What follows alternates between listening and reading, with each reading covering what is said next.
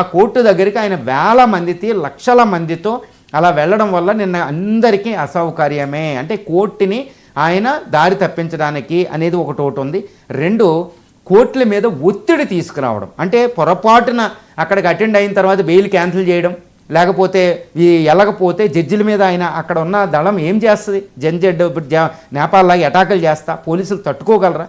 చిన్న చిన్న సందులు ఉంటాయి నాంపల్లి కోర్టు కాంప్లెక్స్లో, మనకు తెలుసు అవి. అది ఎలా తట్టుకుంటారు? అంటే వైసీపీ జెడ్ అనే ఒక మూమెంట్ ద్వారా ఇటు కోర్టుల్ని, ఇటు యొక్క రాష్ట్ర ప్రభుత్వాన్ని, లా అండ్ ఆర్డర్ని అన్నింటిలో ఆయన ఒక ఒత్తిడి తీసుకురావడానికి ప్రయత్నం చేశారు అనేది ఒకటి. అంటే ఆ కేసులు ఎటువంటివి? అవి ఫేక్ కేసులా, ఏ కేసులు అనేవి కాదండి.